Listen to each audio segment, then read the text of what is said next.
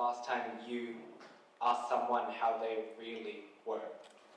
Not just the casual, how's it going, that we all throw around today, but made a genuine effort to check in. For me, going to an all-boys school has really showed me how much often goes unsaid and unseen in our society today. We're constantly surrounded by comments that tell us to man up, to be strong, and to never show weakness. But the truth is, we're not okay all the time. And that's something we need to talk about. The saddening reality is that too many men are suffering in silence. A small island nation in the Pacific Ocean has one of the highest teen suicide rates in the world. And this burden lies heavy on our young men. Today, I'm here to talk to you about the stigma that surrounds men's mental health.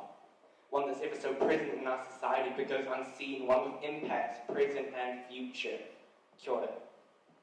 I'm Ansh, a year 13 student from Wellington College, an all-boys school. In fact, I've been going to an all-boys school for 7 years now, and I have seen it all, from the locker room chants to the extreme senior pranks, the camaraderie, all the way to the devastating impact that this societal expectation has on our young men. Under our own eyes, there's a crisis unfolding, impacting the young men of today.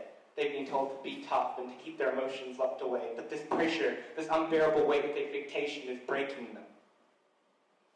It's the kind of pain so easy to miss if you're not looking closely, because we've all been taught so well how to hide it. The stigma, it isn't always visible. It's woven into the fabric of our society, passed down through generations. It's casual comments from man up to boys don't cry to be strong. Even since primary school, boys are already feeling the pressure to keep their emotions locked away and to never show weakness. And by the time we're teenagers, it becomes second nature to bottle up our emotions, shove them so far deep down that we don't even know they're there. But what happens when we keep bottling up these emotions? The jar just gets fuller and fuller and fuller. With no way to release the pressure, eventually it shatters. And this is what we're seeing in our society today. Too many men reaching their breaking points because they've been told that asking for help or showing emotion is a sign of weakness.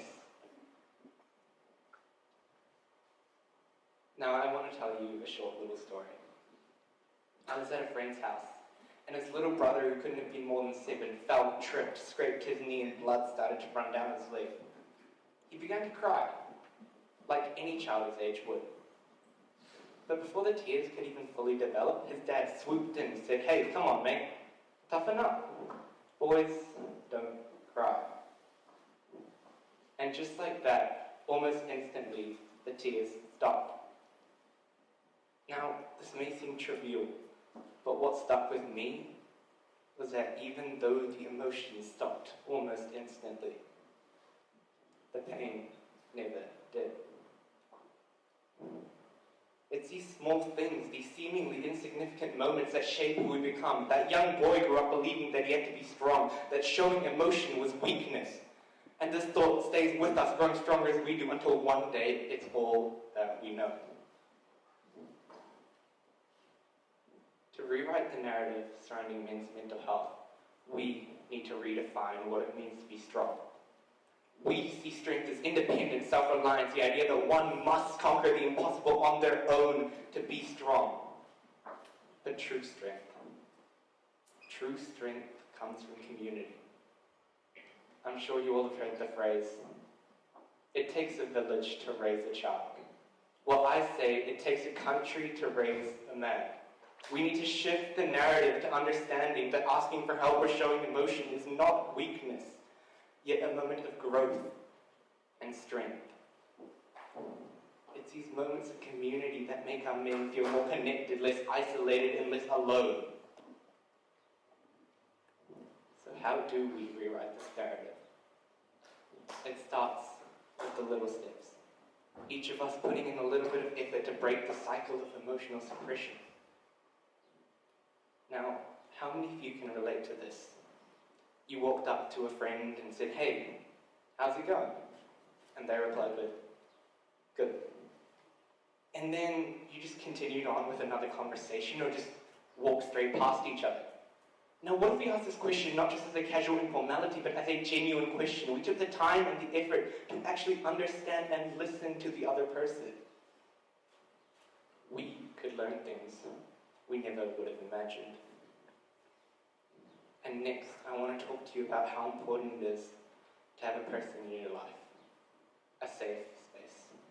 Now, this could be anyone, a friend, a parent, a teacher, a family member, just anyone that you genuinely feel comfortable being open with.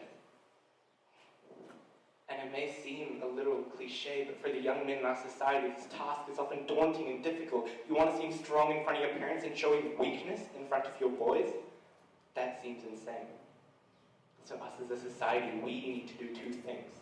Ensure that our young men know that this practice is common. So they know that it's not only normal, yet essential. It is a need to have someone. And next, and I know I'm not speaking to everyone, but if you're able to put in that little bit of effort to be that shoulder to lean on, that open ear, that safe space for someone in your life, it could mean the absolute world to them. So you see, rewriting the narrative surrounding men's mental health is not about that one light bulb solution. It's about the little steps, bounding together as a community to be there to support our young men. We're quick to ask, how's it going? But we never really stop to listen. What if we made it normal to ask, how's it really going? And meant it. Thank you.